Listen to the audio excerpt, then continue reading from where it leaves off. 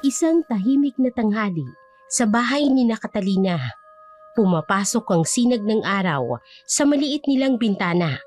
Sa kusina, abala si Catalina sa paghahanda ng sinigang, paboritong ulam ni Tonyo tuwing uuwi ito ng pagod. Si Nona, nakaupo sa sala, nagbabasa ng libro para sa kanyang klase. Nona! Anak! Painging tubig nga! Malapit nang umuwi ang tatay mo! Nay, sigurado kayong uuwi si tatay? Eh di ba nga may rush project sila? Oo naman, sabi niya kahapon, sisiguraduhin niyang makakauwi para makasabay tayo sa hapunan. Biglang may malakas na katok sa pinto. Sunod-sunod. Ate Catalina! Ate Catalina! Buksan niyo po ang pinto! Napatingin si Catalina kay Nona. May kakaibang kabog sa kanyang dibdib. Sino yan? Sandali lang! Pagkabukas ng pinto, nakita niya si Ben, kasamahan ni Tonyo sa konstruksyon. Pawisan, hingal na hingal at halatang balisa. Ate! Si Kuya Tonyo po! Na-aksidente! Nabitawan ni Catalina ang tela sa kamay at naramdaman niya ang panlalamig ng kanyang buong katawan. Kuya Ben, ano pong sinasabi niyo? Ano pong nangyari kay tatay? Kanina, habang nasa ikatlong palapag, biglang bumagsak yung scaffolding na kinatatayuan niya. Narinig namin yung sigaw niya. Anong ibig mong sabihin? Nasaan ang asawa ko? Ben, nasaan siya? Dinala po namin sa Metropolitan Hospital. Kasama po siya ni na Foreman June. Grabe po yung pagkakahulog. Biglang nanghina si Catalina. Halos napahiga na ito sa upuan at nanginginig ang mga kamay. Nay, si tatay! Hindi pwedeng mangyari ito! Si tatay! Diyos ko, ang asawa ko! Tonyo! Napatingin si Catalina sa altar nila kung saan may litrato ni Tonyo na nakangiti. Nona, kunin mo yung bag ko sa kwarto. Dalhin mo na rin yung emergency money natin sa cabinet. Kailangan nating pumunta ng ospital. Bakit po ganito, inay? Kahapon lang po. Nagbibilin pa si tatay na magluluto ng barbecue sa linggo. Nay! Anak, kailangan nating maging matatag. Kailangan tayo ng tatay mo ngayon. Hindi tayo pwedeng bumigay. Hindi pwede. Pero nanginginig din ng mga kamay ni Catalina habang sinasabi ito. Mabilis silang naghanda. Kinuha ang mga importanteng gamit. ID at pera. Sa bawat kilos ay may pangamba. Ate, ihahatid ko na po kayo. May naghihintay pong tricycle sa labas. Bago umalis, sandaling tumayo si Catalina sa harap ng altar. Panginoon, pakaingatan mo po ang asawa ko. Hindi ko po kaya kung mawawala siya. Hindi po namin kaya. Maririnig ang hikbi ni Nona sa background habang nagmamadali silang lumabas ng bahay. Naiwan nilang nakasindi ang kalan. Ang litrato ni Tonyo sa altar ay nakangiti pa rin, saksi sa biglaang pagbabago ng kanilang tahimik na buhay. Ang bawat segundo ng biyahe papunta ng ospital ay parang kabanata ng isang mahabang bangungot para sa mag-ina. Sa loob ng tricycle, mahigpit ang kapit ni Nona sa kamay ng kanyang ina, habang si Catalina ay nakatitig sa kawalan. Ang mga labi ay patuloy na bumubulong ng mga panalangin. Ang ingay ng makina at ang hanging dumadampi sa kanilang mga muka ay parang malayo. Ang tanging maririnig lang ay ang malakas na pagtibok ng kanilang mga puso. Pagdating sa ospital, ang emergency room ay isang malabong eksena ng mga nagmamadaling nurse at doktor. Walang makasagot ng tuwid sa kanilang mga tanong. Sir, saan po dinala yung asawa ko? Sa 4th floor po. Critical. Under observation. Yun ang tanging naging sagot ng gwardya. Mga katagang bumabagabag sa kanilang isipan. Lumipas ang oras, walang kumakatok na doktor, walang lumalapit na nurse. Sa labi, si Catalina ay nakaluhod sa chapel. Mahigpit ang pagkakahawak ng daliri sa rosaryo. Si Nona naman ay nakaupo sa waiting area. Ang mga matay namumugto sa kaiiyak. Ang mga segundo ay parang mga taon. At pagkatapos, isang doktor ang lumabas. Makikita sa kanyang mukha ang tila hindi magandang balita. I'm sorry. We did everything we could. Mga salitang tumimo sa kanilang dibdib tulad ng matalim na patalim. Hindi nakapagsalita si Catalina. Ang mga luha ay tumigil. Parang tumigil din ang mundo. Sa malamig na pasilyo ng morgue, ang ilaw ay kumikinang sa tiles na puti. May amoy ng disinfectants at kamatayan. Ate Catalina, Nona, pasensya na po. Sinubukan kong puntahan kayo kaagad. Nasaan ang asawa ko? Ate, kailangan niyong magpalakas ng loob. Si Kuya Tonyo, hindi maganda yung... Sabihin niyo pong buhay pa ang tatay ko, nagkamali lang sila. Biglang lumabas ang isang attendant. Ma'am, are you ready? Hindi nakasagot si Catalina. Otomatikong tumutulo ang kanyang mga luha. Ate, sama ko sa inyo. Sa loob ng morgue, may isang katawang natatakpan na nasa gitnang bahagi. Dahan-dahang binuksan ng attendant ang takip nito. Hindi! Hindi! Hindi! Halos matumba si Catalina nang makita ang mukha ni Tonyo. Ang dating ngiting laging bumubungad sa kanya tuwing umaga ay nawala na. Sa halip, isang dugo ang mukha, maraming pasa at hindi na halos makilala. Tatay! Ang tatay ko! Hindi! Hindi! Nona, tulungan niyo!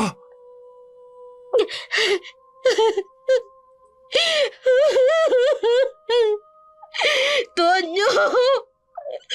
Tonyo, mahal ko! Mahal ko! Hindi pwede! Hindi pwede! Hindi pwede! Hindi mo kami pwedeng iwan! Tonyo! Tonyo! Yakap-yakap ni Catalina ang katawan ni Tonyo. Hindi alintana ang dugo sa kanyang damit.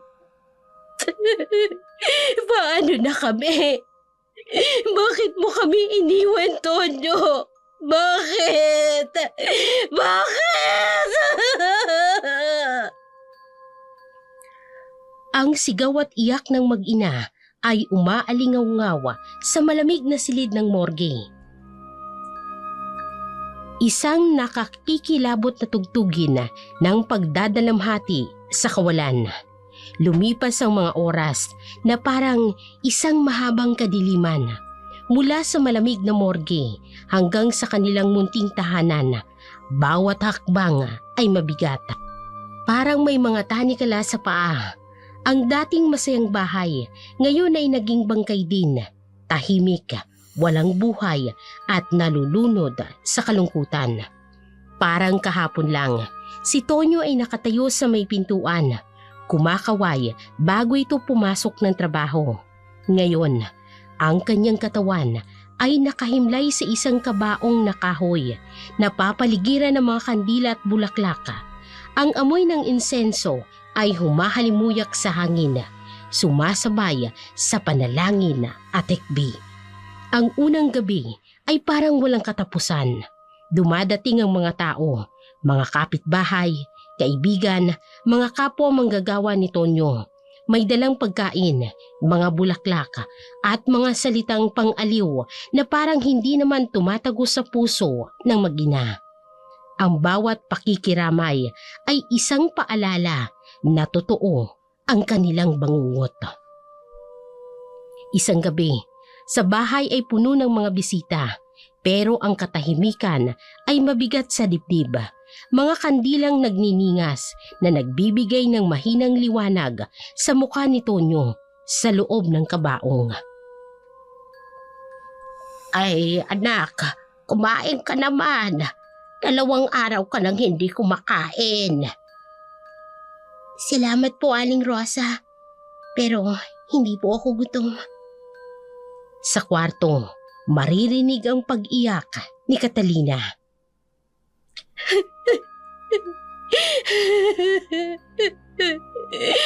Tonyo, mahal ko.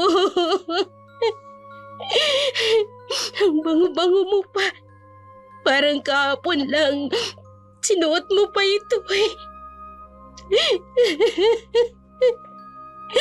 Tonyo, bakit mo kami iniwan? Bakit? Ate Catalina, may mainit po akong sabaw dito. Salamat. Pero ayoko. Gusto ko lang katabi ang asawa ko. Sa labas ng kwarto. 2 araw na pong hindi natutulog si ate. Puro iyak lang. Si Nona naman, parang estatwa na sa sulok. Kaya nga, kawawa naman. Sobrang bigat kasi. Sino ba naman ang mag-aakala? Biglang maririnig ang malakas na pag-iyak ni Catalina. Tonyo! Tonyo, gumising ka na! Tama na yung pagtulog mo! May pasok pa yung anak natin. Magluluto pa ako ng almusal mo. Tonyo! Tonyo, gumising ka! Gumising ka! Nay, tama na po. Tama na po. Niyakap ni Nona ang kanyang ina. Pareho silang bumagsak sa sahig, magkayakap at umiiyak. Anak, maano na tayo? Wala nang tatay po. Wala nang asawa ko.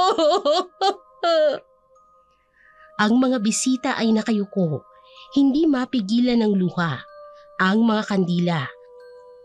Patuloy sa pagtitig-tinig, saksi sa walang katapusang pagdadalamhati ng mag-ina. Nay, kung pwede lang kunin ang kalahati ng sakit nila, abay ginawa ko na. Sa labas ng bahay, may bagong dating na mga kapitbahay. May mga dalang pagkain, bulaklak at mga panalangin. Pero alam nilang walang salita o anumang bagay na makakapuno ng puwang na iniwan ni Tonyo. Nay, kailangan po nating maging matatag para po kay tatay. Pero kahit si Nona ay hindi naniniwala sa sarili niyang mga salita. Sa kanyang isipan, paulit-ulit ang huling paalam ng kanyang ama noong umagang yon. Anak, mag-iingat ka. Mahal na mahal ko kayo ng nanay mo. Lumipas ang mahabang linggo ng lamay, tulad ng isang malagim na panaginip na walang katapusan. Ang bawat gabi ay puno ng mga dasal at pagluha, mga alaala ng paghihinagpis. Sa huling gabi, nang maubos ng mga bisita at ang tanging mag-ina na lamang ang gising, parang mas tumitindi pa ang katahimikan. Isang katahimikang kumakain sa kanilang mga kaluluwa. Dumating ang madilim na umaga nang huli nilang pamamaalam. Ang dating masayang linggo na dapat sana'y araw ng pamilya ay naging araw ng paghahatid sa huling hantungan. Ang mga kampanang tumutugtog sa simbahan ay parang huling awitin para kay Tonyo. Isang himno ng pamamaalam na hindi nila handang marinig. Sa makulimlim na umaga, ang sementeryo ay puno ng mga taong nakaitim. Ang hangin ay mabigat, parang nababalot ng kalungkutan. Nagmula sa alabok, babalik rin sa alabok. Si Nona ay nanginginig habang hawak ang krus. Pilit na itinatago ang mga luha sa likod ng itim na belo. Tatay, hindi pa po ako handa. Hindi pa. Si Catalina, nakatayo sa tabi ng bukas na puntod, nakatitig sa kabaong. Wala siyang luha. Parang naubusan na sa nakaraang linggo. Ate Catalina, kailangan na po. Sandali lang. Sandali na lang. Lumapit si Catalina sa kabaong. Hinaplos nito ang malamig na kahoy. Mahal, hanggang dito na lang ba talaga? Paano ng mga pangarap natin? Ang bahay na gusto mong ipagawa? Ang kolehiyo ng anak natin? Biglang bumuhos ang napakalakas na ulan. Ngunit ang mag-ina ay nananatiling nakatayo sa ulan. Nay, magkahawak kamay silang tinitingnan ang unti-unting ibinababang kabaong. Sandali lang! Sandali! Tumakbo si Catalina sa kabaong at hinakap ito bago ibaba. Mahal kita! Mahal na mahal kita! Patawarin mo ko kung hindi kita napigilang umalis ng araw na yon. Patawad kung hindi kita nasabihan kung gaano kita kamahal, Tonyo! Tonyo! Nay, tama na po. Tama na po. Unti-unting ibinaba ang kabaong. Bawat tunog ng lubid ay parang kutsilyo sa puso ng mag-ina. Hoy, tingnan mo naman si Catalina. Parang kalahati ng katawan niya. Yun ang inililibing. Habang unti-unting tinatabunan ng lupa ang kabaong, si Catalina nakatayo, ngunit blangko ang muka. Ang ulan ay humahalubilo sa kanyang mga luha. Paalam, Itay. Ingatan niyo po kami mula sa langit. Nang matapos ang seremonya, ang mag-inay nananatiling nakatayo sa harap ng puntod. Ang mga tao ay unti-unting umaalis, nag-iiwan ng mga bulaklak at mahihinang salita ng pag-along. Kasama ng katawan mo, inililibing ko na rin ang lahat ng pangarap natin. Ang mga plano, ang kinabukasan na dapat sana'y sama-sama nating haharapin. Ang ulan ay patuloy sa pagbuhos. Parang ang langit mismong nakikiramay sa kanilang pagdadalamhati. Ang mga araw matapos ang libing ay dumaan tulad ng mga aninong madilim, walang kulay at walang buhay. Ang dating masayang bahay ay naging isang bangungot na mga alaala. Sa bawat sulok ay may mga gunita kay Tonyo. Ang kanyang tsinelas sa tabi ng pinto, ang kanyang baso sa kusina, ang kanyang paboritong upuan na ngayon ay walang laman. Unti-unting kinakain ng katotohanan ang mag-ina. Ang mga bayarin ay nagdatingan na tulad ng mga alon ng bagyo. Sunod-sunod, walang awa. Ang kaunting ipon ay mabilis na nauubos sa gastos ng libing. Ang mga resibo at sobre ay nakatambak sa mesa. Bawat isa ay paalala ng realidad na hindi nila kayang harapin nang wala si Tonyo. Maaga pa, bandang 7:00 ng umaga, tahimik ang kalye maliban sa mga ingay ng ibon. Biglang may malakas na katok sa kanilang pinto. Catalina! Buksan mo tong pinto! Catalina! Biglang naalimpungatan si Nona sa kanyang pagtulog. Nay! Nay! Nandyan po si Doña Manuela. Doña Manuela, magandang Ay, wala nang maganda sa umaga.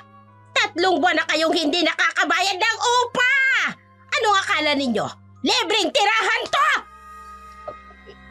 Doña Manuela, pagbigyan niyo po muna kami. Kalilibing lang po kasi ng asawa ko.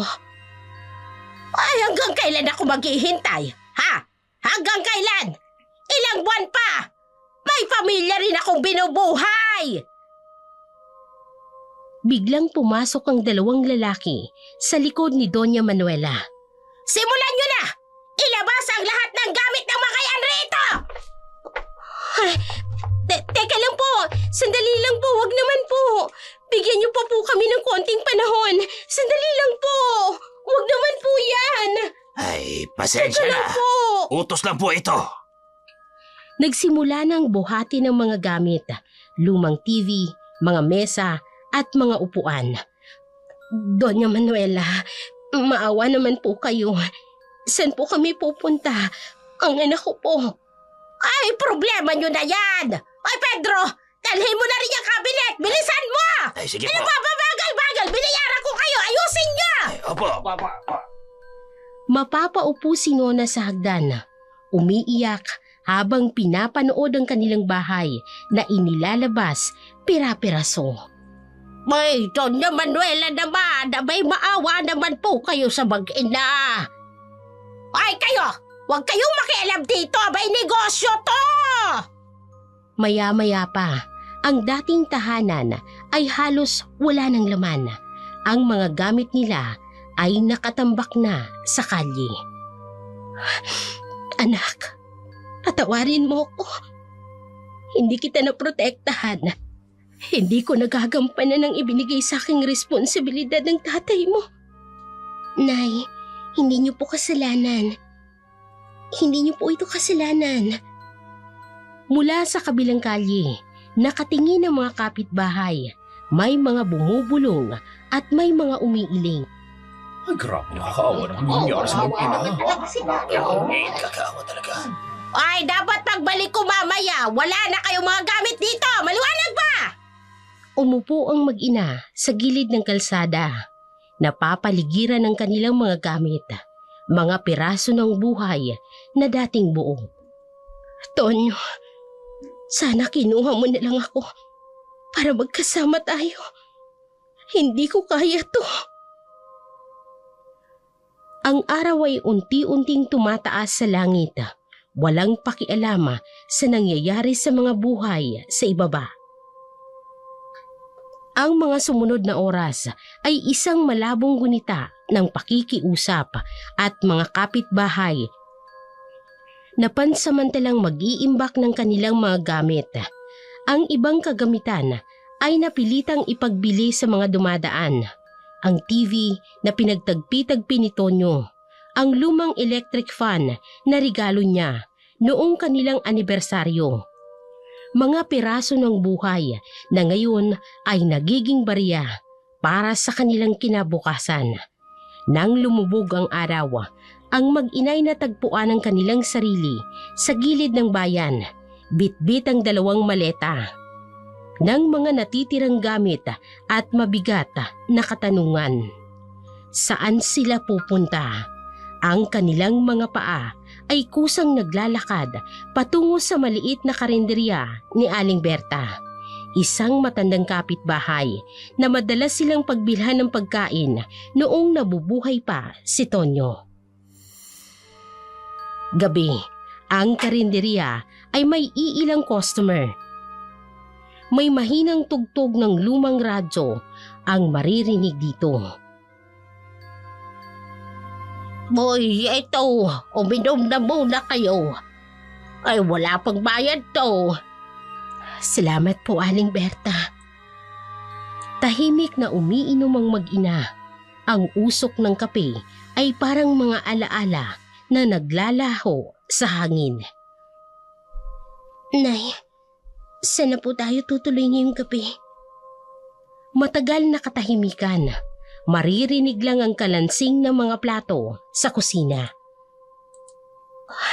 Anak, may naisip ako. Tiningnan ni Nona ang kanyang ina.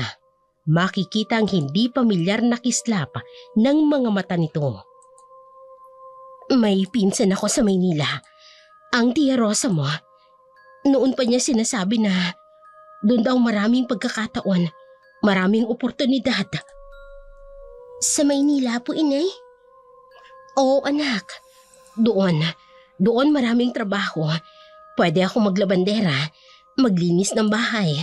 Ikaw naman, pwede kang magpatuloy ng pag-aaral mo. Tumigil sa pagpupunas ng mesa si Aling Berta at nakinig sa usapan ng mag-ina. Pero inay, malayo po yun. At hindi po ba delikado sa Maynila? Anak, wala na tayong ibang pagpipilian. Dito kada sulok ay naaalala kong tatay mo. Kada tao may awa sa mga mata kapag nakikita tayo. Sa Maynila, pwede tayo magsimula muli. Tahimik si Nona. Iniisip ang sinasabi ng kanyang ina. Ay dako, tama si Catalina. Minsan, ang bagong simula ay nangangailangan ng bagong lugar. Nay, kung sa tingin niyo po, iyon po ang makakabuti sa atin. Hindi ito magiging madali, anak. Pero kailangan nating sumubok. Para sa iyo, para sa pangarap ng tatay mo, para sa pangarap niya para sa iyo. Biglang pumatak ang luha ni Nona, pero ngayon ay may kasamang ngiti. Opo, inay. Kung nasan man si tatay ngayon, sigurado akong gusto niya tayong makitang lumalaban. Tumayo si Aling Berta, pumasok sa kusina. Makalipas ang ilang minuto, bumalik na may dalang 2 supot. Oh, eto, para may baon kayo. Konting pagkain para bukas. May terminal ng bus papuntang Maynila sa kabilang bayan. Pwede kayong umalis bukas ng madaling araw. Nagulat ang mag-ina sa kabutihang loob ng matanda. Maraming salamat po. Hindi ko po alam kung paano babayaran. Naku, babayaran ka dyan. Kapag naging maayos na kayo sa Maynila, abay, bisitahin nyo na lamang ako. Sa labas ng karinderya, ang mga bituin ay kumukutita pa. Mga munting liwanag sa gitna ng dilim, parang bagong pag-asang sumisilay sa puso ng mag-ina. Ang gabing yun ay iginugol ng mag-ina sa maliit na silid sa likod ng karinderya ni Aling Berta, na bukas palad na nagbigay ng pansamantalang matutuluyan. Sa kanilang pagtulog, sa manipis na banig sa sahig, ang mga pangarap at pangamba ay magkasabay na dumapo sa kanilang isipan. Ang Maynila, isang malaki at hindi kilalang mundo ang naghihintay sa kanila. Parang malaking katanungan sa dilim. Sa unang pagsikat ng araw, habang abala si Catalina sa pag-aayos ng kanilang 2 maleta, si Nona ay tahimik na nagbibilang ng kanilang natitirang pera. Isang hindi inaasahang pagkatok ang bumago sa takbo ng kanilang plano. Maaga pa, bandang 6:00 ng umaga, nasa likuran ng karinderya ang mag-ina. Ay, Catalina! Nandito si Tasyo! May importanteng sasabihin daw! Pagpasok ni Tasyo, pawisan at parang nagmamadali. Ate Catalina, buti na abutan ko po kayo. Sabi ni Aling Rosa kagabi, umalis na raw po kayo. Bakit ang aga mo? Ate, bago po kayo umalis, meron po akong magandang balita sa inyo. Ano po yun? Meron akong kakilalang foreman sa Maynila. Si Mang Jeronimo. Mataas na tao yun. Meron siyang malaking bahay sa Muntinlupa. Ano naman yun sa amin? Kailangan niya ng kasambahay, ate. Stay in. Merong sariling kwarto at malaki pa ang sweldo. Tamang-tama yun para sa inyo. Nagkatinginan ang mag-ina. Pero hindi ko alam kung... Ito ang address, ate. Sinabi ko na kay Mang Jeronimo na pupunta kayo. Hinihintay na kayo nun. Mabait yun, ate. Aalagaan kayo nun. May kakaibang kislapa sa mga mata ng binata habang iniaabot ang papel. Nay, parang ang bilis naman po. Tasyo, sigurado ka ba dito? Kilala mo ba talaga tong Mang Jeronimo na ito? Sus, ate. Ilang taon ko ng kaibigan yun. Alam nyo naman ako, hindi ako magbibigay ng hindi maganda sa inyo. Kay Kuya Tonyo pa lang, malapit na ako sa pamilya nyo. Sa pagbanggit ng pangalan ni Tonyo, lumambot ang mukha ni Catalina. Oy, anong pinag-uusapan ninyo? May alok pong trabaho si Tasyo sa Maynila. Ay, ganoon ba? Ang aga mo naman yata talaga dito, Tasyo. Nako, may pupuntahan pa pala ako, ate. Huwag kayong mag-alala. Magtiwala lang kayo. Si Mang Jeronimo, iingatan niya kayo talaga. Ibibigay niya sa inyo lahat. Umalis si Tasyo, pero may kakaiba sa kanyang kilos. Parang nagmamadali, parang may itinatago. Nay, hindi ko po alam, pero parang... Anak, baka ito na ang sagot sa ating mga dasal. Sa labas ng karinderya, mapapansin ni Aling Berta ang kakaibang ngiti ni Tasyo habang naglalakad dito papalayo. May hindi tama rito. May hindi tama. Matapos ang hindi inaasahang pagbisita ni Tasyo, ang mga sumunod na oras ay naging malabong paghahanda.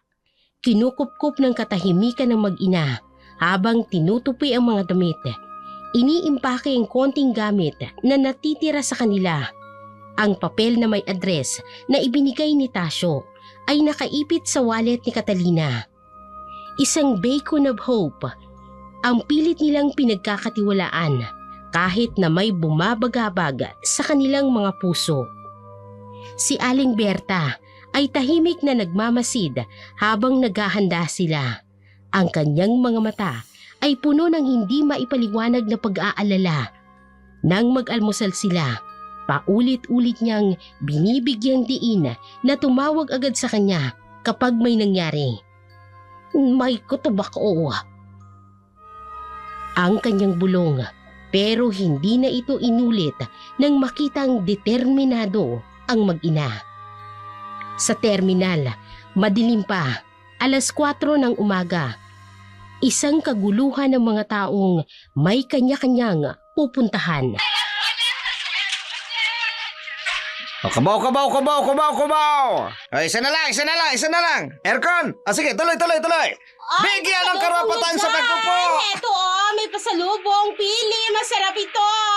Manila! 10 na lang ko na! Manila! Nilaga itlog mo ni!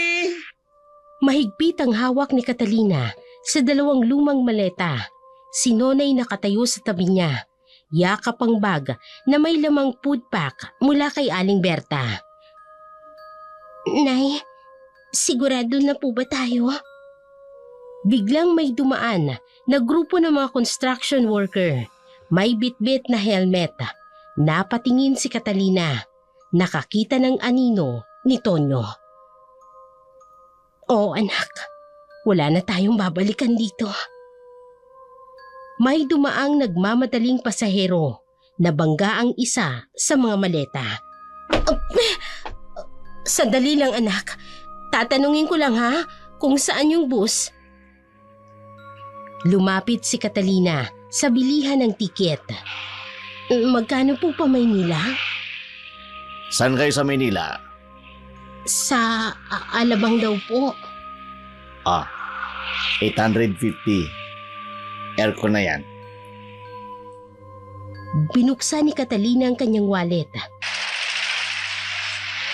Dahan-dahan niyang binilang ang pera. Makikita ang papel na may address mula kay Tasyo. Nay, sapat po ba? Sakto lang anak. Kakailanganin nating magtipid. Maya-maya pa, may dumating na malaking bus. Nagsimula ng pumila ang mga tao. Alas ko na lang! Alabang, alabang, alabang, alabang! Dadaan ng Petex! Tiningnan ni Nona ang paligid ng terminal. Sa mga taong nagmamadali, sa mga pamilyar na muka ng probinsya ay mawawala na. Nay, natatakot po ako.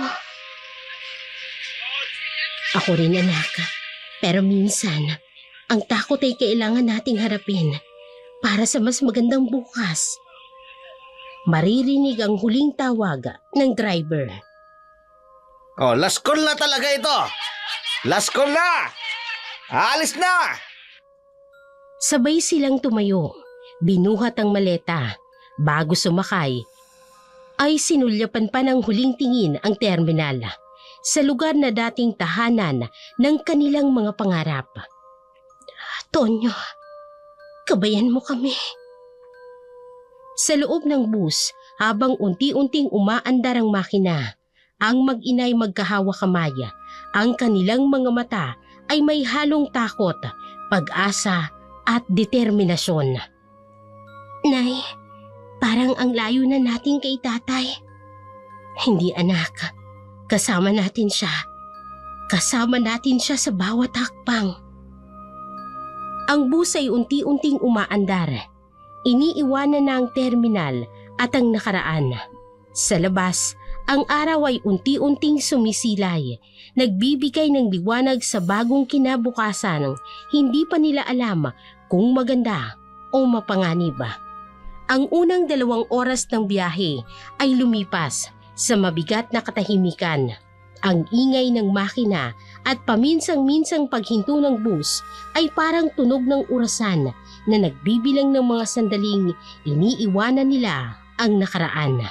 Bawat kurbada ng daan ay isang paalam sa bahay na pinagsamahan nila ni Tonyo, sa paaralan ni Nona, sa simbahang pinanood silang ikasal, sa puntod ng nag-iisa sa sementeryo. Tanghali na, ang bus ay tuloy-tuloy sa pagbiyahe sa highway.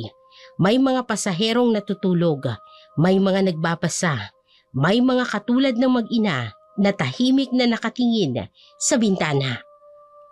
Nay, tingnan niyo, yung bundok na yun.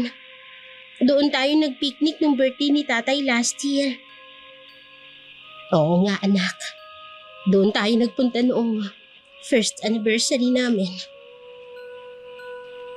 Maya-maya pa, dadaan sila sa isang malawak na bukid.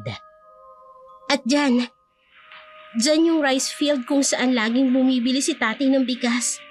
Sabi niya kasi, mas mura daw dyan.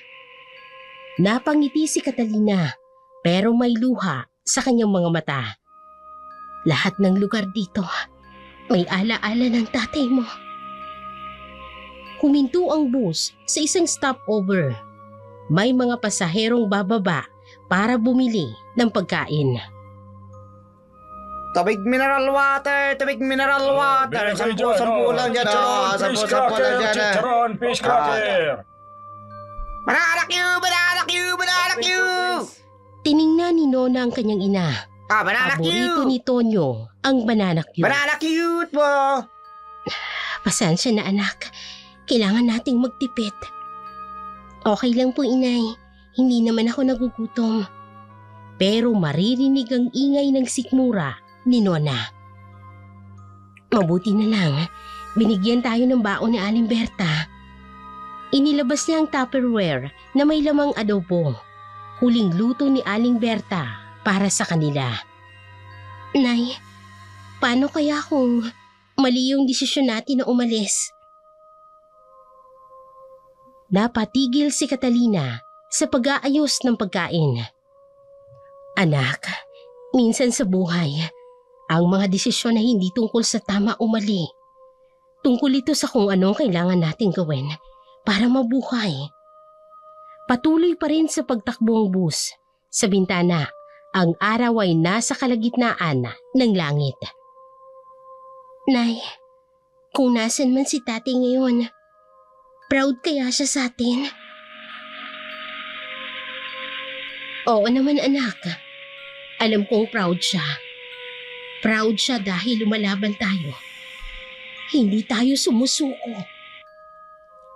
Sa kanilang harapan, ang daan ay tila walang katapusan. Sa malayo, unti-unting nasisilayan ng mga gusali ang mga unang glimpse ng Maynila. Tonyo, gabayan mo kami. Sana'y tama ang pupuntahan namin. Sana ligtas ang naghihintay sa amin doon. Ang bus ay patuloy pa rin sa pagbiyahe. Dalang mag-ina ang kanilang mga pangarap patungo sa isang mundo na hindi nila kilala, sa isang kinabukasang hindi pa nila mabasa. Ang huling oras ng biyahe ay puno ng pabago-bagong emosyon, mula sa kaba hanggang sa pag-asa, mula sa pangamba hanggang sa determinasyon. Nang unti-unting lumitaw ang matataas na mga gusali ng Maynila, ang pamilyar na mundo ng probinsya ay tuluyan ang nawala sa kanilang paningin.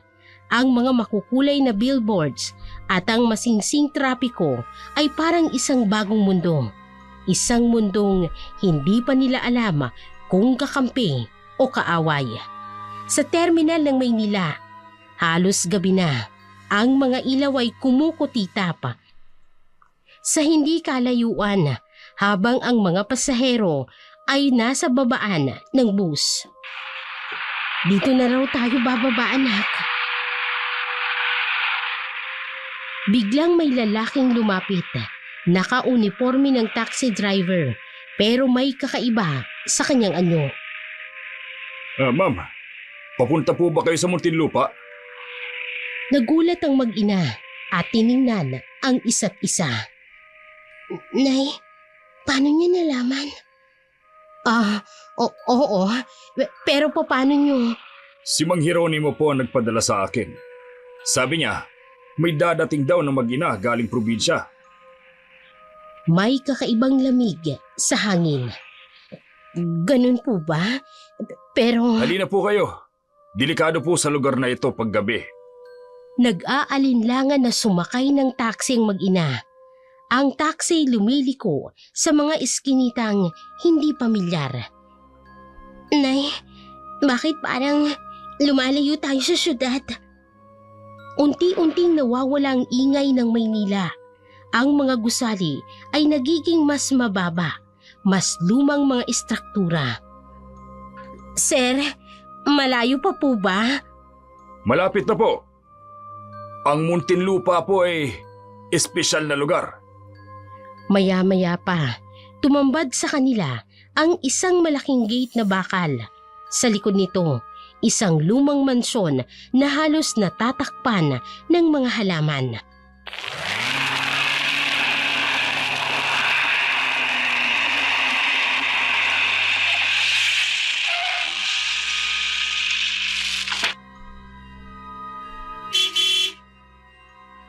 Nandito na po tayo. Bumusina ang driver. Ang tunog ay parang hudyat ng kamalasan sa katahimikan ng gabi. Nay, ayoko na po dito.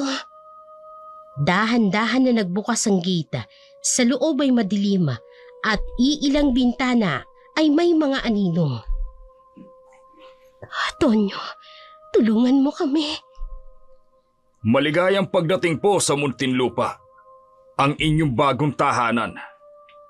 Ang mga salitang bagong tahanan ay may kakaibang bigat, parang isang sentensya at isang hatol. Sir, sila ba yung bisita? Oo, sigurado si Mang Hieronimo na silang hinihintay natin. Ang mag-ina, nakatayo sa harap ng malaking bahay, napapaligiran ng mga anino. Sa bawat bintana, parang may mga matang nakatingin at naghihintay. Anak, parang may mali. Pero huli na.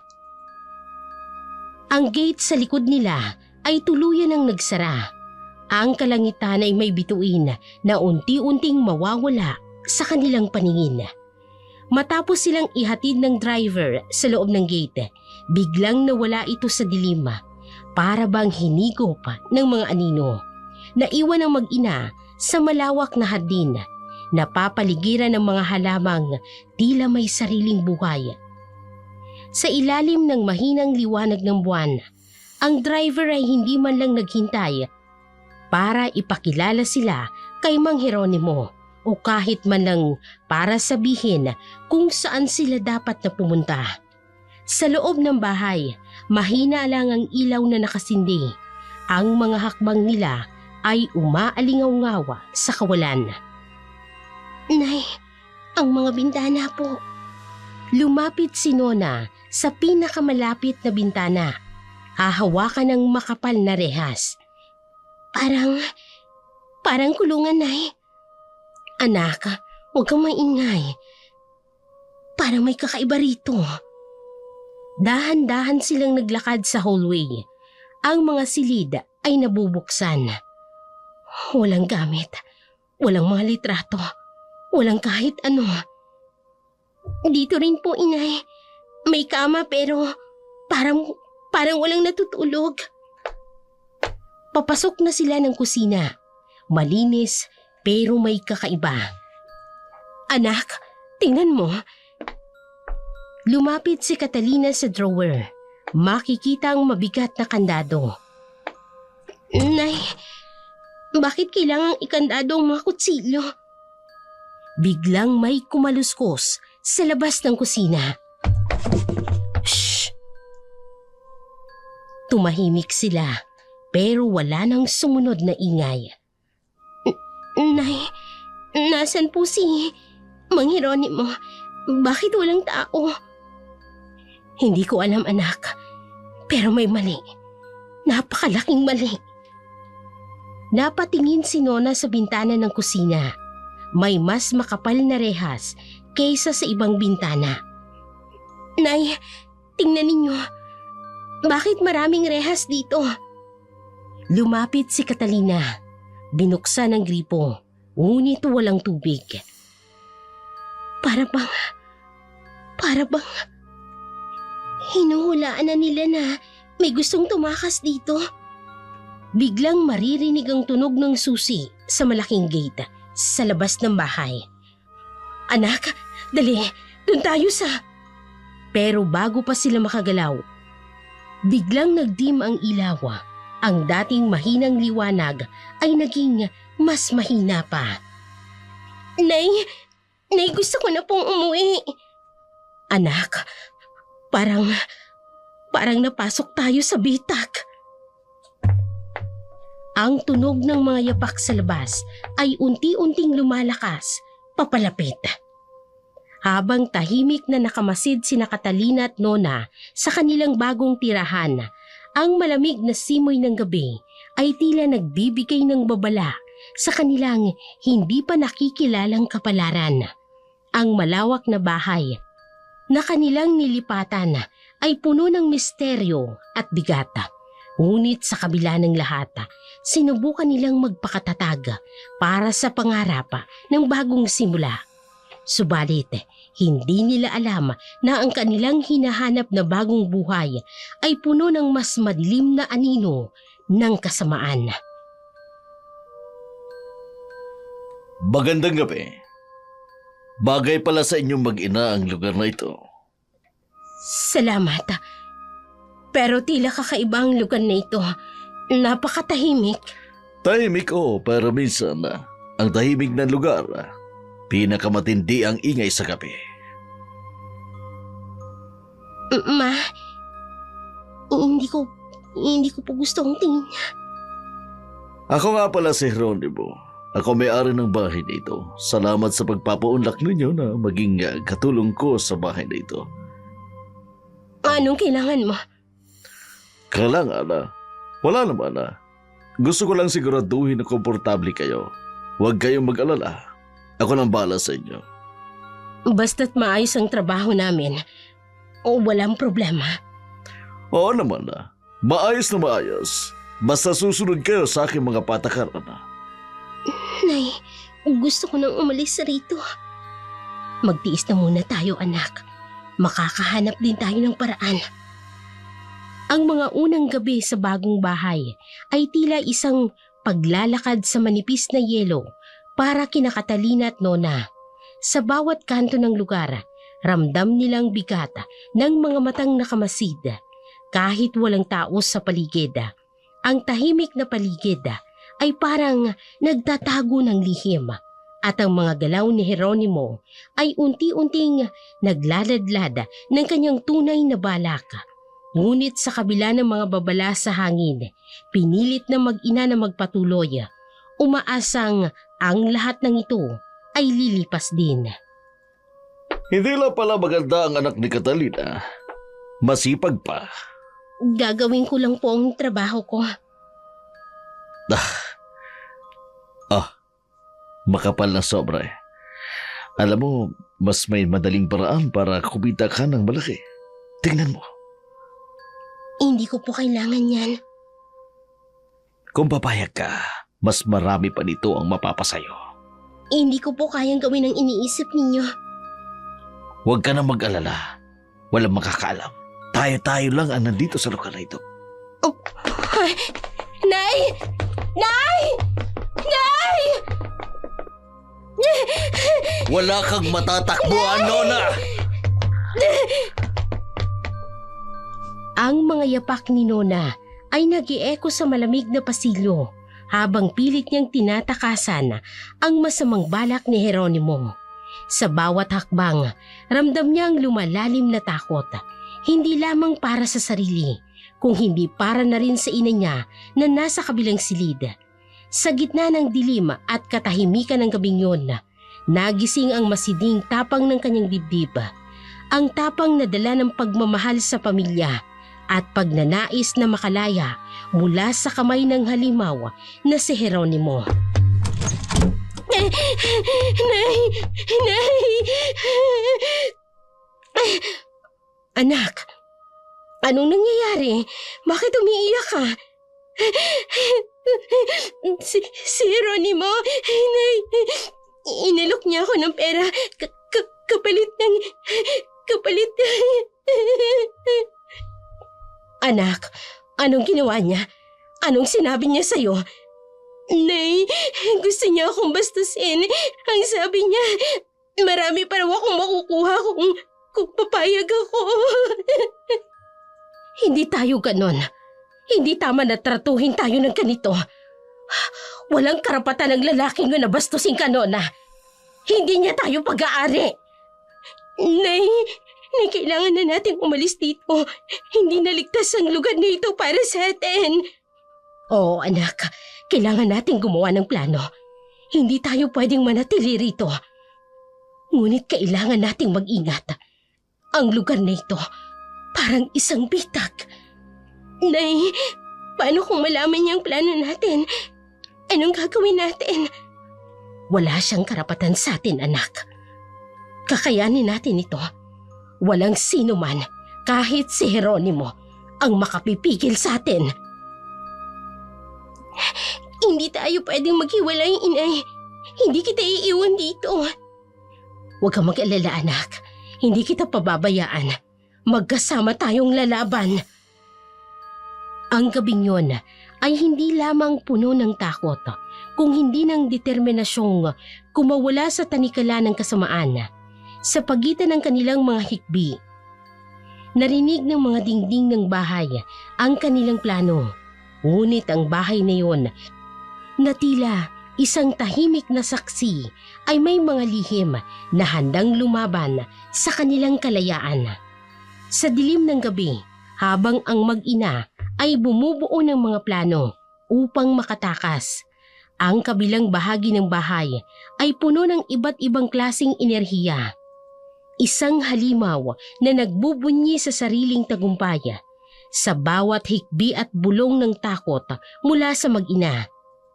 Isang mapanuksong tawa ang sumisingaw mula sa silid ni Jeronimo, puno ng kasamaan at pangarap na mas masahol pang kasalanan. Ang magkabilang mundo sa loob ng bahay ay naglalaban. Ang desperasyon ng mga biktima at ang tagumpay ng halimaw. Habang nakaupo ako dito sa aking kama, eto ang larawan ni Catalina. Maganda ka pa rin, Catalina. Kahit nung una pa lamang kitang nakita, alam kong para sa akin ka.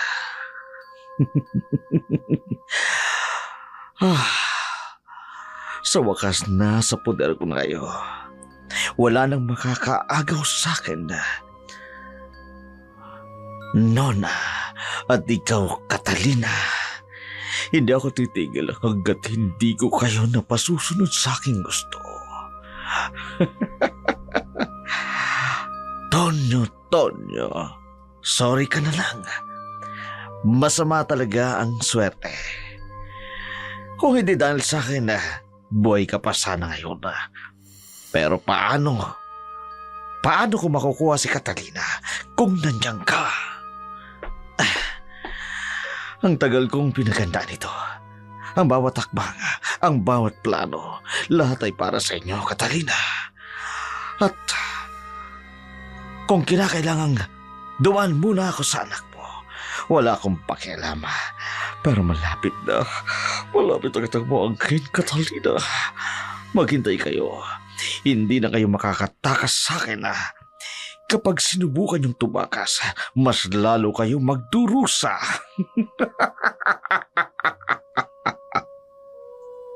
Ang halakhak ni Jeronimo ay parang kalansing ng tanikala na unti-unting humihigpit sa mag-ina. Sa kanyang isip, ang gabi ay sa kanya, ngunit hindi niya alam.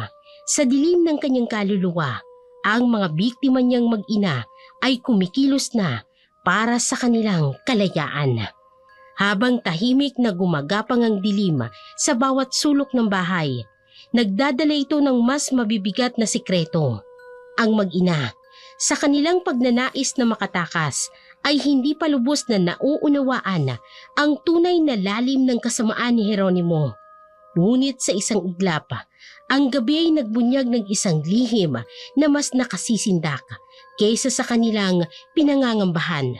Sa isang silid, isang boses ng nagkukumpisal ng kasalanan, at sa kabila ng pader, isang batang babae ang nakikinig at nawawasak.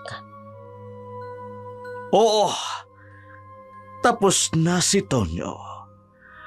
Siguradong wala na siyang magagawa para protektahan ang kanyang mag-ina. Ngayon akin na sila. Hello? Sigurado ka bang hindi sila makatatakas? Malaki ang perang pinuhunan mo dyan. Hindi sila makalalayo. Wala silang pupuntahan. Itong lugar na to, ginawa ko para sa ganitong pagkakataon. Ang mag-ina ay akin na habang sila ay nabubuhay. Si Papa?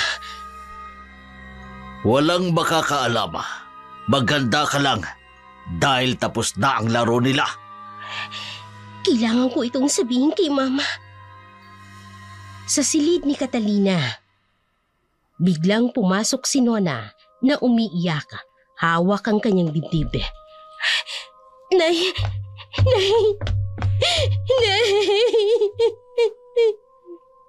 Nona, ano bang nangyari? Bakit ka umiiyak ulit? Si Jeronimo, narinig ko siya, Inay. Siya ang pumatay kay Tatay. Siya ang dahilan kung bakit nawala si Tatay. Anak, ano bang sinasabi mo? Sigurado ka ba? Paano mo nalaman? Narinig ko siya, Inay. May kinakausap siya. Sinabi niya na tapos na si Tatay.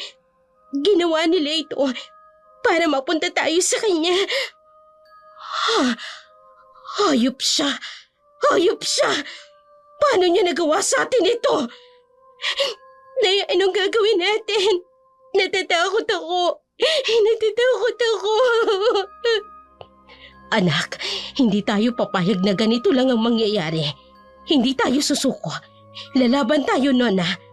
Gagawin natin ang lahat para mabigyan ng hustisya ang tatay mo.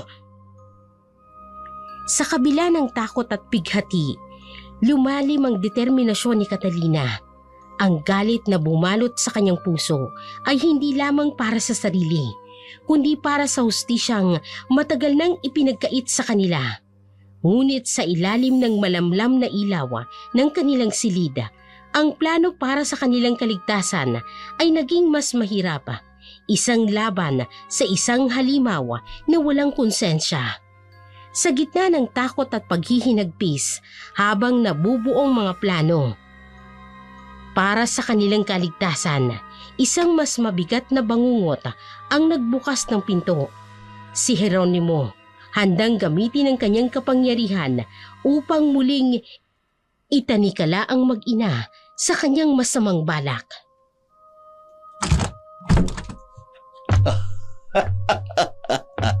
Sayang naman na. Mukhang naalaman na ninyo ang dapat na lihim ko sana. Wala kang karapatan. Hindi mo pwedeng gawin to sa amin. Ano pa ba ang gusto mo? Sinira mo ng buhay namin. Tama na ang drama, Catalina. Kumain na kayo. Ngayon din, kumain na kayo! Kundi babarilin ko kayo! Hindi kami kakain yan. Kung ayaw niyong kumain, mamamatay kayo ngayon din! Ha? Ayaw niyo ha? O gusto niyo bang subukan ng baril na ito? Ha? Baka gusto mong ikaw mauna, Catalina, para makita ni Nona kung paano ako kalupit sa inyo! Hindi mo kami madadala sa pananakot mo, Jeronimo. Pero susundin namin. Basta wag mong sasaktan ang anak ko! Oh, yan ang gusto ko. Magandang pamilya na sumusunod. Sige, kumain kayo. Kumain kayo. Kainin ninyo. Masarap yan ako ng ganda yan. Talaga sinarapan ko yan para masarapan kayo. Paano na tayo? Tikim-tikim na. Lalaban tayo, anak. Pero hindi ngayon. Sundin na muna natin siya. Susubukan kita, Catalina. Isubo mo. Yan ang gusto ko. Katalinang sumusubo ng pagkain. Tingnan niyo ito bilang simula ng masaya nating pagsasama habang buhay. Sa ilalim ng pananakot ni Jeronimo, ang mag-ina ay napilitang sundin ng kanyang utos. Ngunit sa bawat kagat ng pagkaing may halong masamang balak, unti-unti nilang nararamdaman ang pagbagsak ng kanilang katawan at ang pagkabihag ng kanilang mga pangarap. Nay, parang ang bigat ng katawan ko. Huwag kang susuko, anak. Kakayanin natin ito. Nay, tulungan niyo ako. Anak, huwag kang bibitaw. Manatili kang gising. Nona! Nona! Wala nang saysay, Catalina. Huwag ka nang magpumiglas. Tadhana niyo na ang sumunod sa akin. Hayop ka! Wala kang karapatang gawin to sa amin! Ako ang may-ari ng buhay ninyo ngayon. Kaya mas mabuting tanggapin niyo na lang kapalaran ninyo, ha? At ikaw ang isusunod ko. Wala kang karapatang saktan ng anak ko. Papatayin kita kung may mangyari sa kanya. Natatakot ako, Awa ka sa akin. Sige, subukan mo. Pero bago mo magawa yan, sisiguraduhin kong pagsisisihan mo ang lahat, ha? Anak, Nona, anak, gising! Gising! Di ba? Tumitirik ang iyong mga mata. Gusto ko yan. Wala ba akong ginagawa? Tumitirik ka na. Di ba? Simula pa lamang ito, Catalina. Ngayon, akin ka na. Catalina. Catalina. Tulungan mo kami. Sa huling sandali, bago tuluyang bumagsak ang ulirat ni Catalina. Ang masamang ngiti ni Jeronimo, ang huling alaala niya ng gabing yun. Isang anino ng kasamaan na patuloy na nagbabadya ng mas masakit pang kapalaran. Sa dilim ng kawalan ng malay, nananatiling bihag si Catalina sa anino ng kasamaan. Sa kanyang pagising, ang hapdi ng kanyang katawan ay naging paalala ng nagdaang gabi. At ang galit sa kanyang puso ay mas tumindi nang marinig ang mapanuksong salita ni Jeronimo.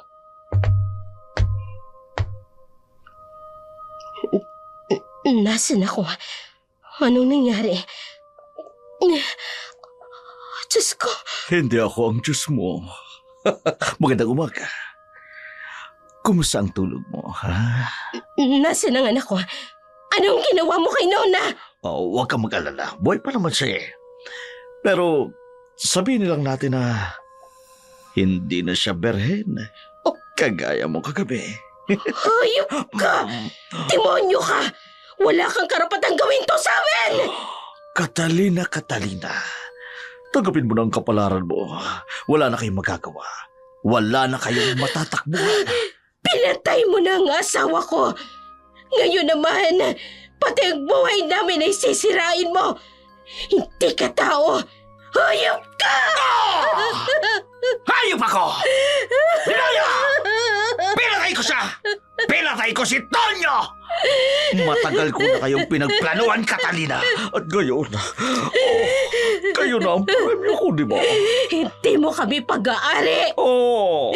Babangon kami at pagbabayaran mo ang lahat ng ginawa mo sa amin! Subukan mo, Catalina! Pero dito sa bahay na ito, ako ang masusunod. Mga alipin ko lamang kayo! Panginoon, tulungan niyo kami. Hindi ko papayagang matapos sa ganitong buhay namin. Hindi ko papayagan. Habang lumalalim ang gabi, ang madilim na anino ni Jeronimo ay tila lalo pang bumabalot sa bahay. Sa pagitan ng mga pader, ang kanyang mga plano ay nagiging mas mabigat at mas masahol pa. Sa kanyang isipan, hawak niya na ang kontrol. Ngunit sa sulok ng silid, isang bagay ang nagbigay kay Catalina ng mas matinding takot at galit.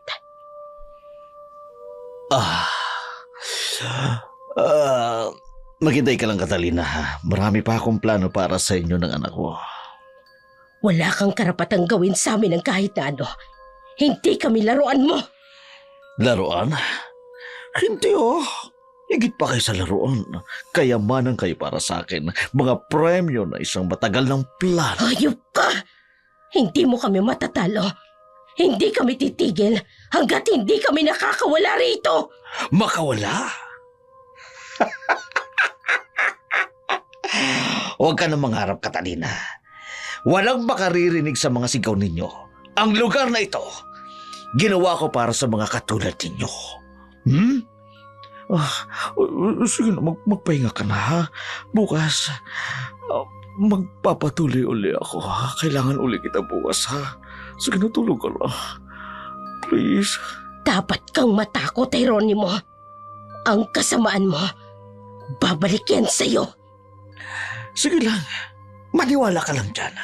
Pero habang nandito kayo sa akin, bawat segundo ng buhay ninyo, akin na. Ha? Sino ang mga babaeng yan? Anong ginawa mo sa kanila? Oh, di ba? Iba-ibang klase. Mga nauna sa inyo. Hindi rin sila nagtagala. Pero huwag ka mag-alala. Espesyal kayo ni Nona sa akin. Sige, bye-bye. Ay, Diyos ko. Tulungan mo po kami. At sa ngalan ng lahat ng biktima niya, pagbabayaran niya ito. Ang mga araw at gabi sa loob ng bahay ni Jeronimo ay naging tila walang katapusang bangungot para kay Catalina at Nona.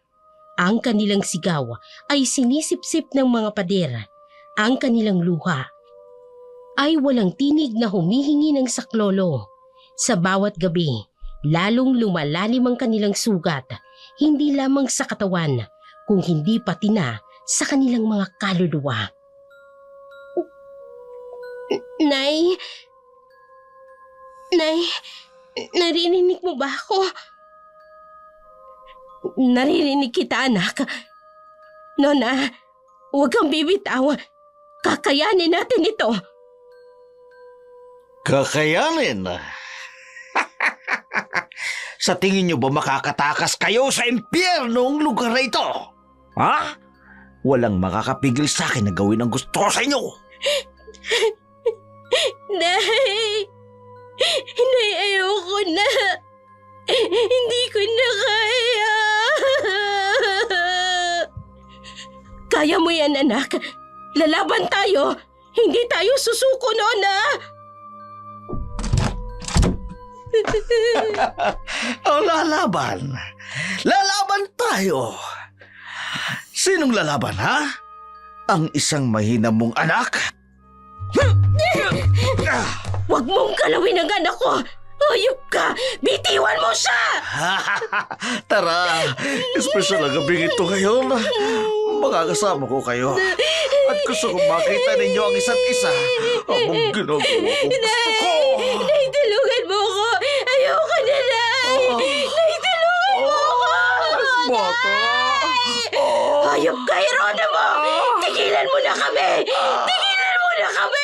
Walang makakapigil sa akin. Ako ang hari dito. Ako! Nona, magpakatatag ka. Malalampasan natin ito. Magtiwala ka sa akin, anak. Magtiwala ka. Malalampasan? Hindi na kayo makakalabas dito. Kaya mas makabubuti pang tanggapin nyo na habang buhay na kayo sa akin. Nay, tulungan mo ako. Ayoko na. Kapit ka lang, anak. Hindi pa itong katapusan. Kapit ka lang. Akin ka! Matapos ang maraming gabi ng pighati, isang kakaibang katahimikan ang bumalot sa umaga. Ang biglang pagtunog ng telepono ay nagdala ng balitang hindi inaasahan. Isang pagkakataong tila alok ng tadhana upang makawala mula sa impyerno. Sino kayang tatawag ngayong oras na ito? Nay, baka pagkakataon na natin ito. Hello? Hello? Si Geronimo po. Naaksidente siya kanina. Nasa ospital ngayon. Pero huwag kayong mag-alala. Ligtas naman siya. Oh, salamat sa impormasyon. Sige po. Paalala na lang na kailangan niyang magpahinga pagkatapos nito. Sige, salamat. Nay, ano pong sabi? Naaksidente siya. Nasa ospital daw. Ligtas siya pero malayo siya ngayon. Nay, pagkakataon na natin to. Tama ka, anak. Ito na ang panahon. Kailangan nating kumilos bago pa siya makabalik. Nay, lalaya na tayo. Lalaya na tayo. Oo, anak. Lalaya na tayo. Pero kailangan nating magmadali. Bawat segundo ay mahalaga. Sa balita tungkol kay Geronimo, ay nagbigay ng silakbo at pag-asa sa mag-ina. Sa wakas, may pagkakataon silang kumilos.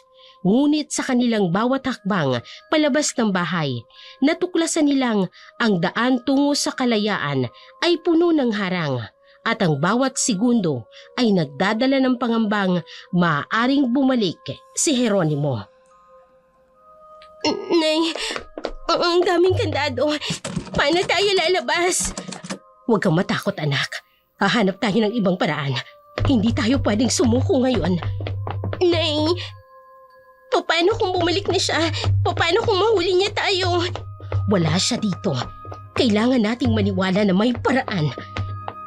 Nay, may tao sa labas. pwede tayong humingi ng tulong. Oh, sige, subukan natin. Tulong! Tulungan niyo kami! Nandito kami sa loob! Kailangan namin ng tulong!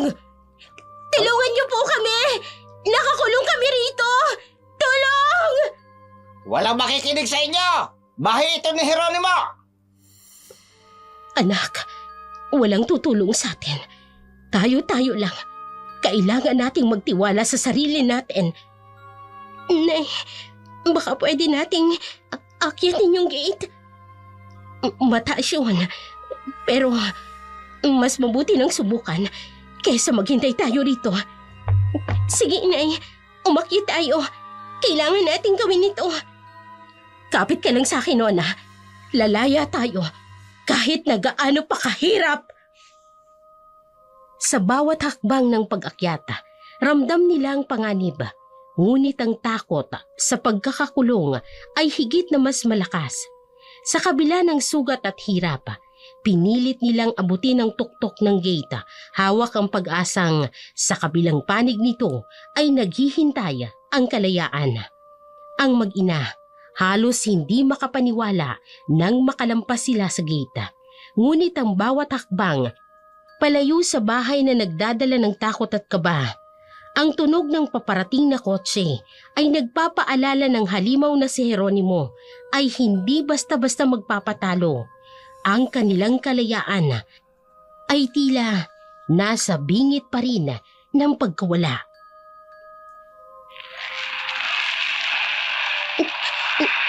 Nay, ang kotse. Naririnig ko ang kotse niya. Nona, dito tayo.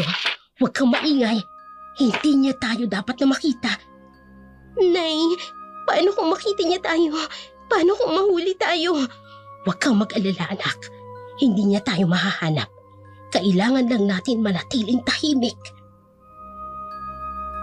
Nasaan kayo?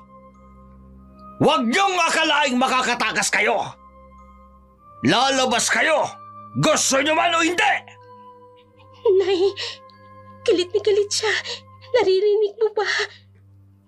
Oo, anak. Pero hindi tayo pwedeng magpadala sa takot. Kailangan nating tumakbo kapag wala siya sa malapit.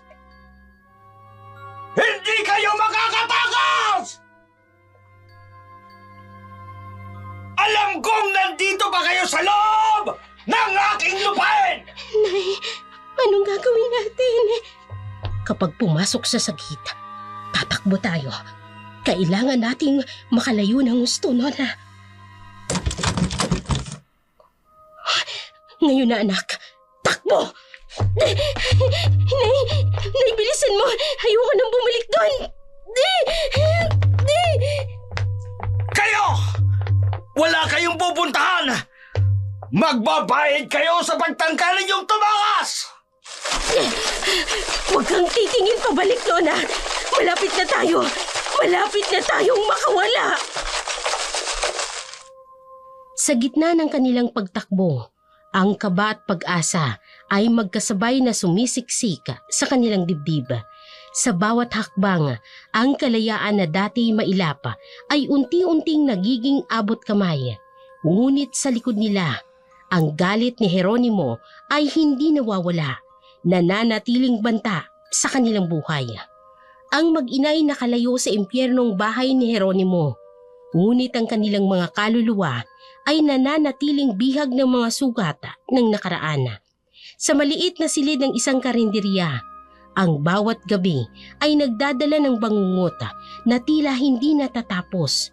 Mga multo ng takot at kasamaan na patuloy na humahabol sa kanila.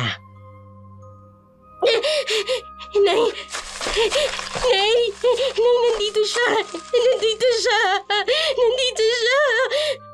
Nona, anak, wala na tayo ron. Ligtas na tayo.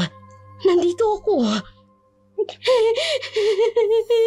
Nay, naririnig ko pa rin ng boses na yung tawa niya. Parang nandito lang siya. Nandito siya. Bangungot lang yon, anak. Wala na tayo sa lugar na yon. Hindi niya na tayo mahahanap. Paano kung makita niya tayo? Pero kung bumalik siya, Inay, hindi na tayo babalik doon, Nona. Lalayo tayo. Ang mahalaga, magkasama tayo, ha? Wala nang makakapanakit sa atin ulit. Pero bakit ganito, Inay? Kahit malayo na tayo, pakiramdam ko, nakakulong pa rin tayo. Dahil iniwan niyang sugat sa atin, anak. Sugat na hindi madaling mawala. Pero magtiwala ka sa akin. Gagawin ko ang lahat para mawala ang takot na yan. Nay, gusto ko lang naman maging normal ulit. Yung hindi natatakot sa bawat tunog, sa bawat anino. Mangyayari yun, Nona. Lilipas din ang lahat ng ito. Kakayanin natin. Hindi tayo susuko. Sa katahimikan ng gabi, habang nakatingala sa buwan, isang bagong sigla ang bumalot kay Catalina. Hindi sigla ng pag-asa, kung hindi ng paghihiganti. Hindi sapat ang kanilang pagtakas. Kailangan niyang tapusin ang tanikala ng kasamaan ni Jeronimo. Bumalik sa kanyang alaala ang madilim na mga aral mula sa kanyang lola at isang desisyon ang nabuo. Hindi ito tama, Nona. Hindi ito sapat. Nay, anong ibig mong sabihin? Malayo na tayo sa kanya. Anak, hindi ito sapat. Hindi sapat na malayo tayo. Hanggat buhay siya, hindi matatapos ang takot na to. Hindi titigil ang multo niya sa paghabol sa atin. Pero Inay, ano po bang magagawa natin? Hindi natin siya kayang labanan. May paraan, Nona. Isang paraan na matagal ko nang iniwasang gamitin. Ano pong ibig niyong sabihin? May itinuro sa akin ng lola ko noon.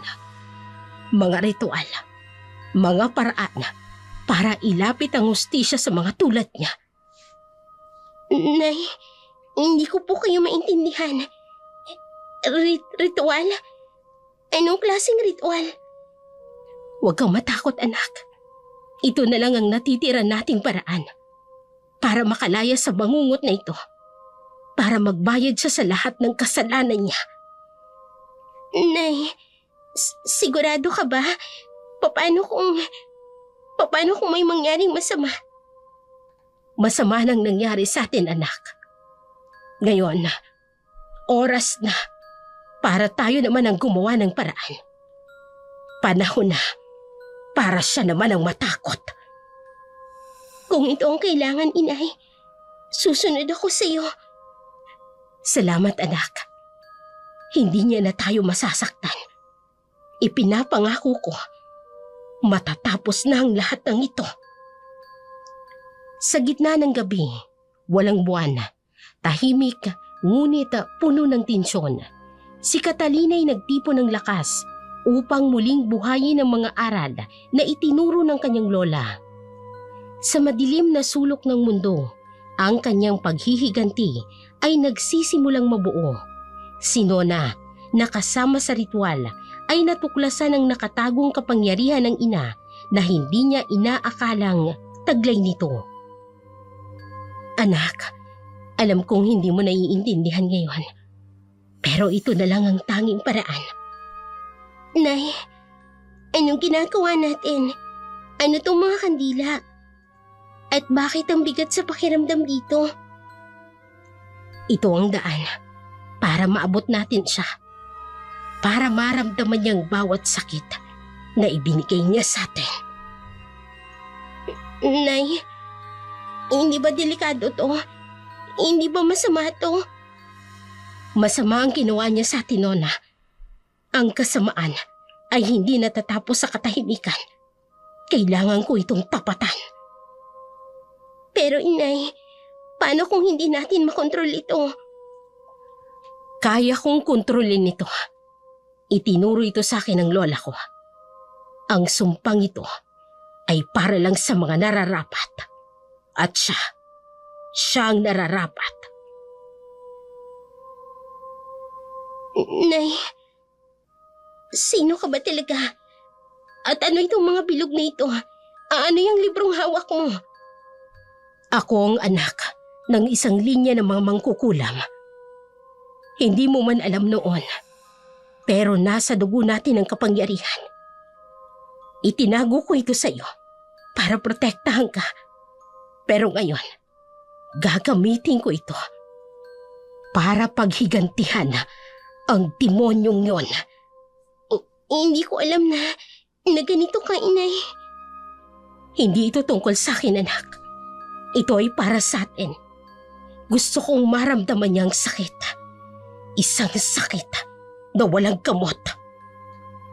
Kung para sa atin to, inay, susuportahan kita. Pero natatakot pa rin po ako. Huwag kang matakot, anak. Sa gabing ito, sisimulan nating tapusin ang lahat ng kasamaan niya. Habang umaalingaw-ngawa ang mga bulong ni Catalina sa hangin, si Nona ay nakatayo, nanunood sa pagbabago ng kanyang ina mula sa isang mapagmahal na magulang tungo sa isang makapangyarihang mangkukulam. Sa gabing yun, ang kapalaran ni Jeronimo ay itinakda. Habang isinisigaw ni Catalina ang ritual sa madilim na liblib na lugar, sa bahay ni Jeronimo, unti-unting sumisiklab ang galit at kawalan ng kontrol. Sa kanyang pagsisikap na habulin ng mag-ina, nagsimulang magpakita ang unang palatandaan ng kanyang pagbagsak. Isang sakit na dulot ng sumpang hindi niya maiiwasan. Sa bahay ni Jeronimo, ang galit ay tila umaapoy sa bawat sulok. Ang kanyang mga tauhan ay nagmamadaling sumunod sa kanyang utos. Habang siya'y naglalakad ng pabalik-balik, sumisigaw ng mga banta. Ngunit sa kabila ng kanyang pagmamando, hindi niya napansin ang tila kakaibang kirota na nagsisimula sa kanyang katawan. Ang maliliit na sinyalis ng sumpa ay nag-uugat na at ang kaparusahan ay nagsisimula ng kumilos.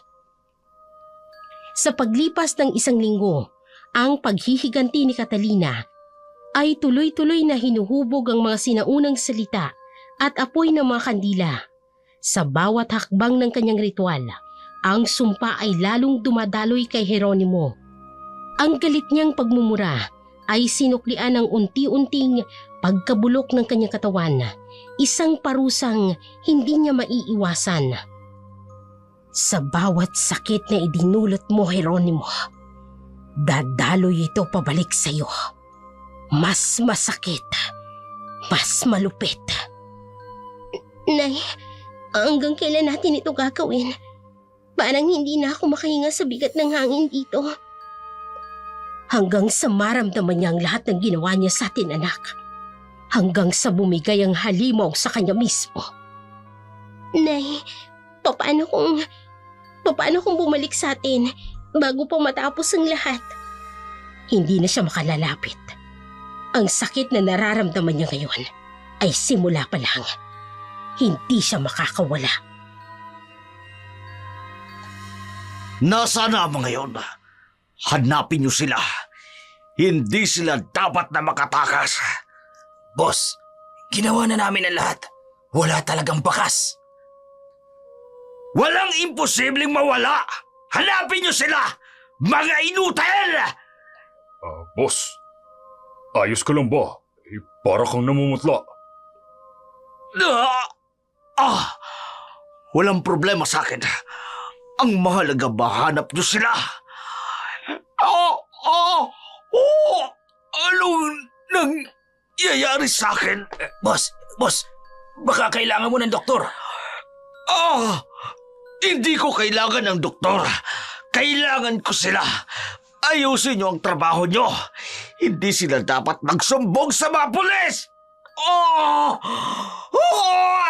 Anong nangyayari sa akin?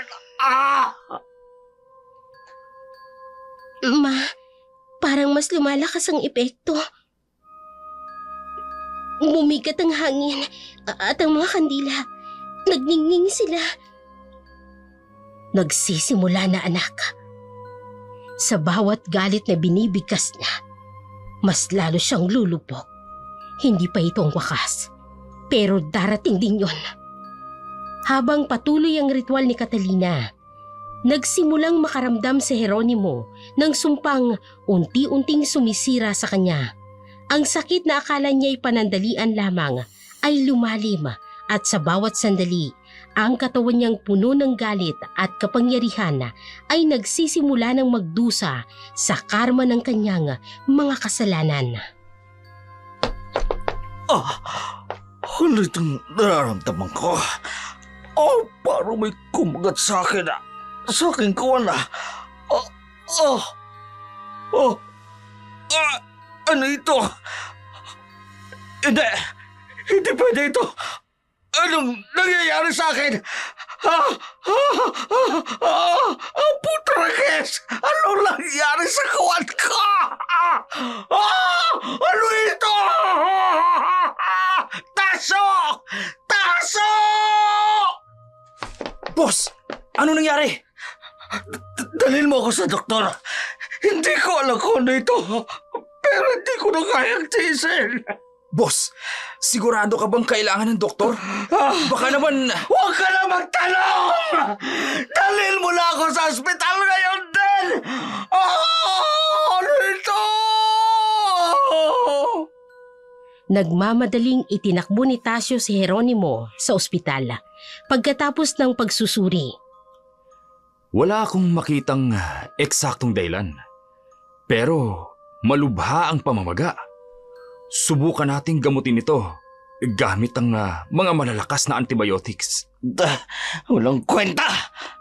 Hindi niyo ba talaga alam kung anong nangyayari sa akin? Siguro boss, karma na ito. Karma sa lahat ng kasamaang ginawa mo.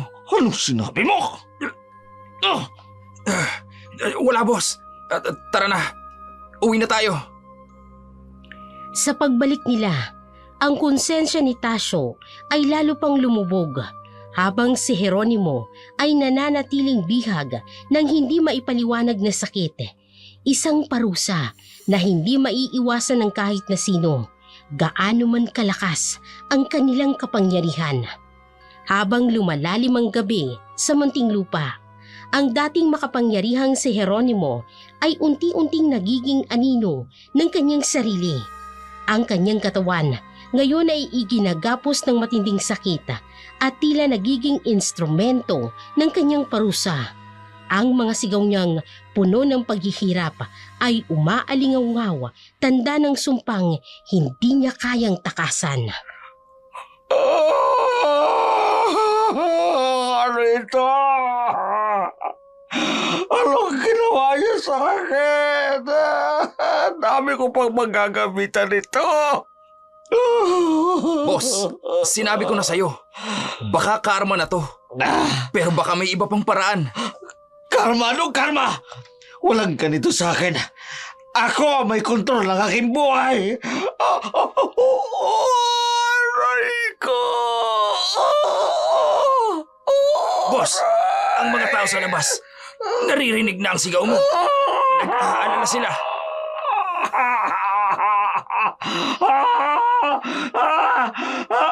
Ano yun? Hindi nila pwedeng malaman ang nangyari sa akin, lalo na sa kuwan ko, sa aking alaga. Wala silang karapatang makialam. Boss, baka kailangan na nating humingi ng tulong. Baka may makakagamot sa sakit mo. Wala! Walang tutulong! Walang tulong na kailangan!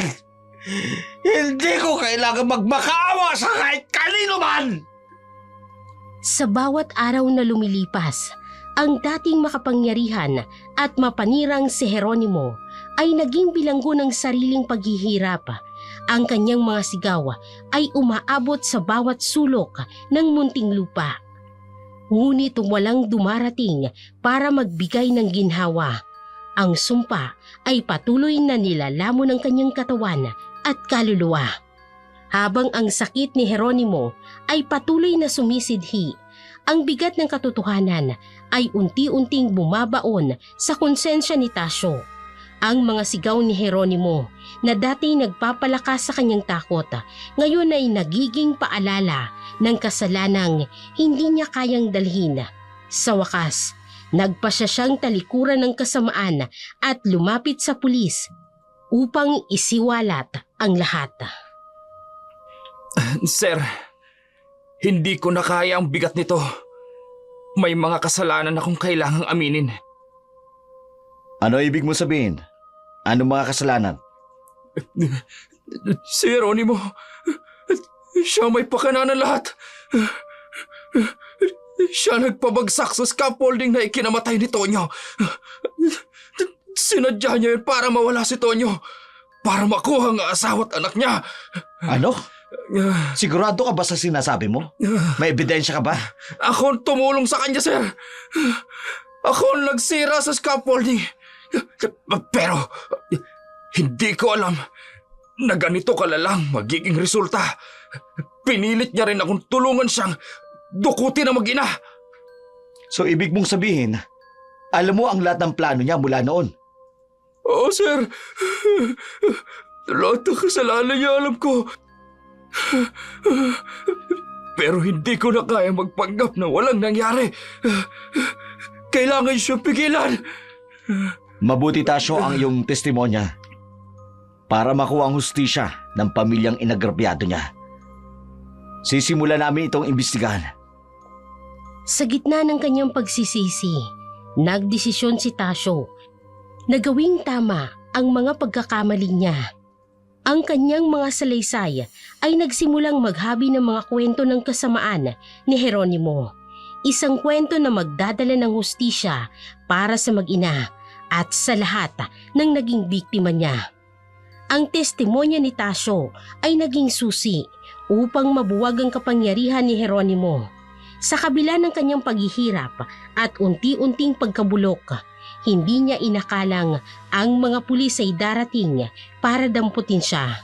Sa huli, ang dating kinakatakutang lalaki ay naging isang sagisag ng pagbagsak ng kasamaan, habang ang kanyang biktima ay nakamasid mula sa malayo, puno ng tahimik na tagumpay. Jeronimo Alvarez, inaaresto ka namin sa salang pagpatay, pagdukot at marami pang ibang krimen. May karapatan kang manahimik. Ano mang sabihin mo ay maaaring gamitin laban sa iyo sa korte. May karapatan kang kumuha ng abogado. Kung hindi mo kayang kumuha ng abogado, isa ang itinalaga para sa iyo. Naiintindihan mo ba ang karapatang ito? Hindi niyo pwedeng gawin dito sa akin. Ako may kontrol ng aking buhay. Wala ka ng kontrol ngayon, Jeronimo. Tapos na ang laro mo. Hindi pwede. Ako si Jeronimo. Mayaman ako! Mapera ako! Hindi niyo pwedeng tapusin ang buhay ko lang ganito na lang! Bitiwan niyo ako! Dahil na rin sa kalagayan ni Jeronimo, sa kanyang seryosong karamdaman ay kailangang maipagamot o makonfine sa ospital. Naghain ang kanyang abogado ng isang motion to place the accused under hospital arrest o motion for medical treatment o hospitalization. Sino yan? Sa dilim, tahimik na nakatayo at nakangiti si Catalina habang nakatitig sa kanya. Hindi pwede. Bakit siya nandyan? Sa kanyang isipan, narinig ang boses ni Catalina.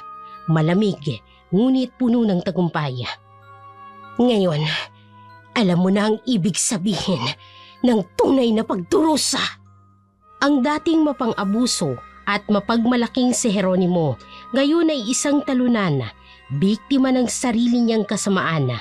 Ang figura ni Catalina, puno ng katahimikan at ngiti ng tagumpay, ay naging huling alaala ng isang buhay na nagwakas sa karimari-marim na karma. Sa wakas, natapos ang madilim na kabanata ng buhay ni Catalina at ni Nona. Sa pagwawakas ng kwento ni Jeronimo, ang mundo'y nagbigay ng pagkakataon para sa mag-ina na magsimulang muli. Ang hustisya ay dumating hindi lamang para sa kanila, kung hindi para sa iba pang naging biktima, sa tulong ng mga patotoo at pagsisisi ni Tasyo. Nay, sa wakas, parang totoo na ang lahat. Wala na tayo sa ilalim ng anino ni Jeronimo. Oo, anak. Natapos ng bangungot at ngayon may pagkakataon na tayo magsimulang muli. Pero inay, sa kabila ng lahat, parang hindi ko pa rin maiwasang maalala ang mga ginawa niya, kung paano niya tayo ginawang parausan. Ang mga sugat anak, hindi yan agad gumagaling. Pero balang araw, magiging peklat na lang ang lahat ng ito. Hindi na kasing sakit. Sa loob ng korte, habang ginagawa ang hearing. Ginoong Tasyo, maaari mo bang ilahad ang mga detalye ng naging partisipasyon ni Jeronimo sa mga krimen laban kay Catalina, Nona at iba pang biktima? Opo, ako ang tumulong sa kanya nung simula. Pero nagsisisi ako. Sasabihin ko ang lahat ng nalalaman ko para mabigyan ng hustisya ang mga biktima niya. Ang testimonya ni Tasyo ay naging sandigan ng maraming biktima upang ilahad ang kanilang kwento. Ang kanilang mga tinig ay nagbigay buhay sa katahimikan ng kanilang trauma at sa wakas, nagtagumpay ang katarungan. Anak, tandaan mo, minsan hindi ang hustisya ng tao ang gumagana, pero may mas mataas na kapangyarihan na nagbabantay sa lahat. Natutunan kong kaya ko palang tumayo, inay, na kahit gaano pa kalaki ang pagsubok. Oo, anak, ang mahalaga, ligtas na tayo. At ngayon, magsisimula na tayo ng bagong buhay. Opo, inay.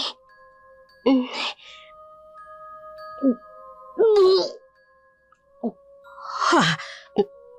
Nona, anong nangyayari sa'yo? Hindi ko po maintindihan, inay. Ilang araw ko na po itong nararamdaman. Para pong bumabaliktad lagi ang sikmura ko tuwing umaga. Ha? Hindi. Hindi maaari to. Hindi maaari!